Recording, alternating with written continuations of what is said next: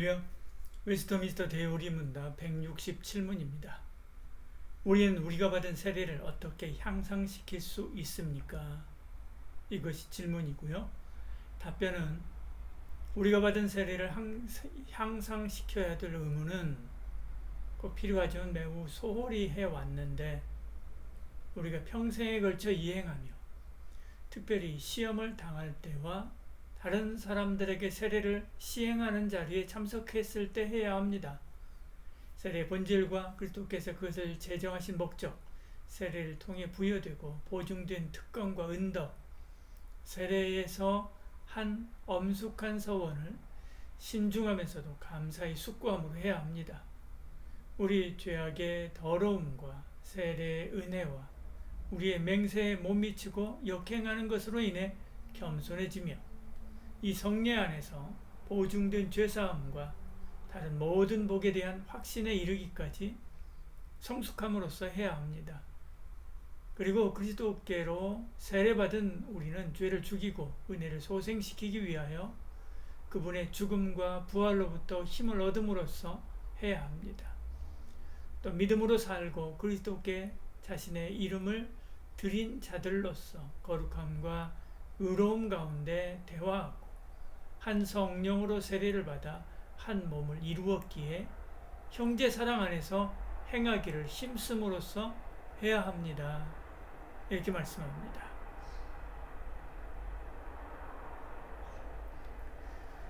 우리가 받은 세례를 향상시켜야 될 의무는 꼭 필요하지만 매우 소홀히 해왔는데 우리가 평생에 걸쳐 이행하며 이렇게 답변을 시작합니다. 우리가 받은 세례를 향상시킨다라고 하는 것은 점점 더 거룩한 삶으로 나아가는 것, 이것을 말하죠. 바울은 세례를 이렇게 이야기했습니다. 로마서 6장 4절에요. 우리가 그의 죽으심과 합하여 세례를 받음으로 그와 함께 장사되었나니 이는 아버지의 영광으로 말미암아 그리스도를 죽은 자 가운데서 살리심과 같이 우리로 또한 새 생명 가운데서 행하게 하려 함이라, 이렇게 말씀하죠. 앞부분에 세례를 받음으로써 라고 말한 뒤에 새 생명 가운데서 행하게 하려 하심이라, 그렇게 말씀하죠. 세례는 우리에게 주신 예수 생명으로 사는 것입니다. 시간이 갈수록 성숙해질수록 더 분명하고 확실하게 예수의 생명이 드러나는 것이지요. 그러니까 세례는 한 번 받지만 그것은 시작입니다.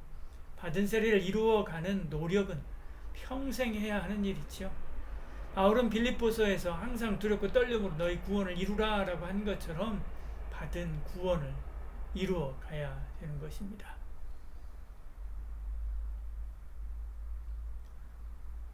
답변 이어서요. 특히 시험을 당할 때와 다른 사람들에게 세례를 시행하는 자리에 참석했을 때 해야 합니다.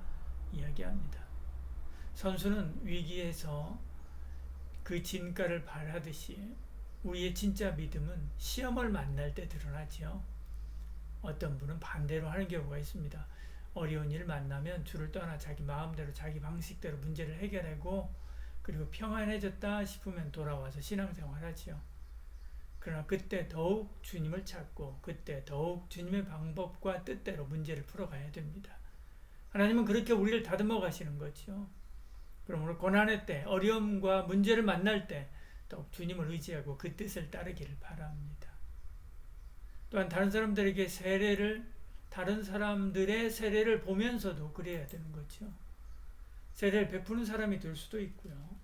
돕는 사람이 될 수도 있고 증인으로 참석한 사람이 될 수도 있습니다. 어떤 위치에 있든 그 시간에 세례받은 사람을 축복할 뿐만 아니라 자신도 건강한 세례인으로 살아야 되겠다고 재다짐하는 것이죠. 결혼한 사람이 후배 결혼식장에서 싸우고 오면 안 되듯이요. 앞선 믿음의 사람은 믿음의 본을 보일 수 있어야 되는 것입니다. 답변 이어서요. 세례의 본질과 그리스도께서 그것을 제정하신 목적, 세례를 통해 부여되고 보증된 특권과 은덕, 세례에서 한 엄숙한 서원을 보증하면서도 감사히 숙고함으로써 해야 합니다. 그렇게 이야기합니다. 세례는 통과 의례로 하는 행사가 아닙니다. 그리스도 안에서 내가 죽고 예수님의 생명으로 다시 사는 것이죠. 로마서 6장 5절에 이렇게 말씀합니다. 만일 우리가 그의 죽으심과 같은 모양으로 연합한 자가 되었으면 또한 그의 부활과 같은 모양으로 연합한 자도 되리라 말씀하죠. 갈라디아서 2장 20절도 말씀하죠. 내가 그리스도와 함께 십자가에 못 박혔나니 그런즉 이제는 내가 사는 것이 아니요 오직 내 안에 그리스도께 사는 것이라. 이제 내가 육체 가운데 사는 것은 나를 사랑하사 나를 위하여 자기 자신을 버리신 하나님의 아들을 믿는 믿음 안에 사는 것이다. 그렇게 말씀하죠. 예수님이 십자가에 죽으실 때 나도 죽었고 예수님이 부활하실 때 나도 부활했습니다. 이 사실을 세례를 통해서 깨닫는 거지요. 그것으로 멈추지 않고 매일 숙고하고 감사하여 은혜 가운데 살아야 됩니다. 세례받은 새 사람의 합당한 삶이 무엇인지 알고 그것을 위해 살아야 되는 것입니다. 물론 온전히 그런 삶을 살 수는 없습니다. 실수하고 넘어지고 시험에 들었던 과거를 생각하고 겸손한 자세를 취하고 그리고 살아야 되는 거죠. 근데 어떤 사람은 거룩한 삶을 살지도 않으면서 세례가 자기를 천국으로 인도할 것이라고 굳게 믿고 삽니다. 세례의 의미를 더 깊이 알면 알수록 우리가 살아야 될 삶의 엄중함을 알게 되고 거기에 비해서 한없이 부족한 자신을 깨달아 겸손하게 되는 것입니다. 그래서 다음 부분은 이렇게 말하는 거죠. 우리 죄악의 더러움과 세례의 은혜와 우리의 맹세에 못 미치고 역행하는 것으로 인해 겸손해지며 세례 안에서 보증된 죄사함과 다른 모든 복에 대한 확신에 이르기까지 성숙함으로써 해야 합니다. 이야기합니다. 세례는 우리의 소식이 변했다는 것을 의미합니다. 믿음으로 세례받은 사람은 세상에 속한 사람이 아니죠. 죄에 대하여 죽은 사람입니다. 로마서 6장 2절 3절 이렇게 말씀하죠. 그럴 수 없느니라. 죄에 대하여 죽은 우리가 어찌 그 가운데 더 살리요.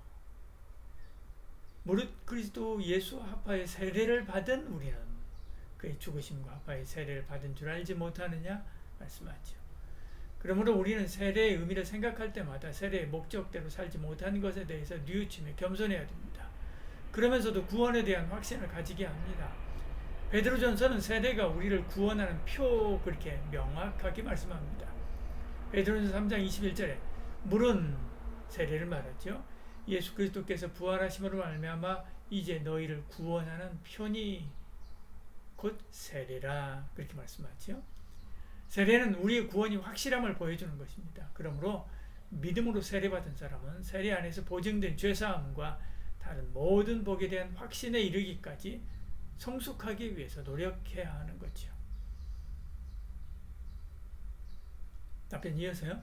그리고 그리스도께로 세례를 받은 우리는 죄를 죽이고 은혜를 소성시키기 위해서 그분의 죽음과 부활로부터 힘을 얻음으로써 해야 합니다. 말합니다. 예수님의 이름으로 세례받은 사람은 그리스도와 영적으로 연합했습니다. 로마서 6장 3절 5절 이렇게 말씀하죠.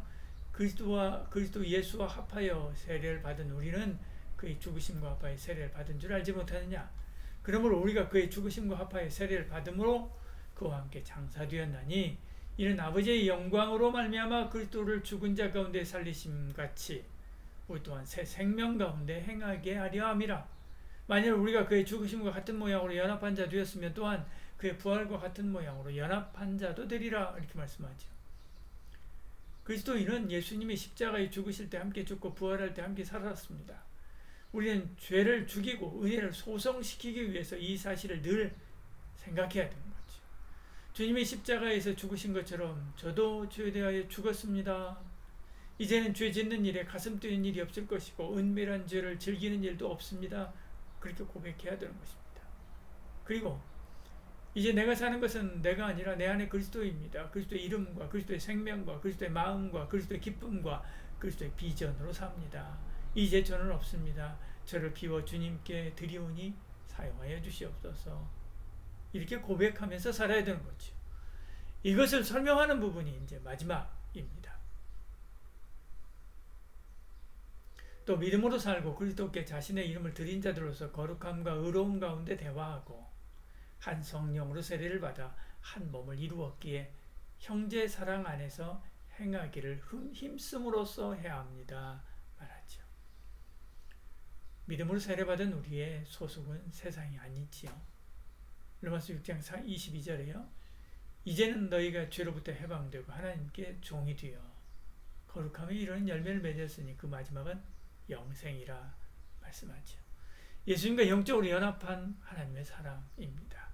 하나님의 사람답게 거룩함과 의로움의 열매를 맺기 위해서 노력해야 되는 거죠. 교회는 한 모임입니다. 한 성령으로 세례를 받았기 때문에 그렇죠. 고린도전서 12장에 그런 이야기들을 합니다. 그러면 서로 사랑하고 돌봐야 됩니다. 고린도전서 12장 25절 27절에요. 몸 가운데서 분쟁이 없고 오직 여러 지체가 서로 같이 돌보게 하셨느니라. 만일 한 지체가 고통을 받으면 모든 지체가 함께 고통을 받고 한 지체가 영광을 얻으면 모든 지체가 함께 즐거워하느니라. 너희는 그리스도의 몸이요 지체 각 부분이라. 이것이 세례받은 우리가 지향해야 하면서 따라야 될 삶이지요. 기도하겠습니다. 주님, 흑암에 거하던 우리를 불러 하나님의 자녀 삼아 주시고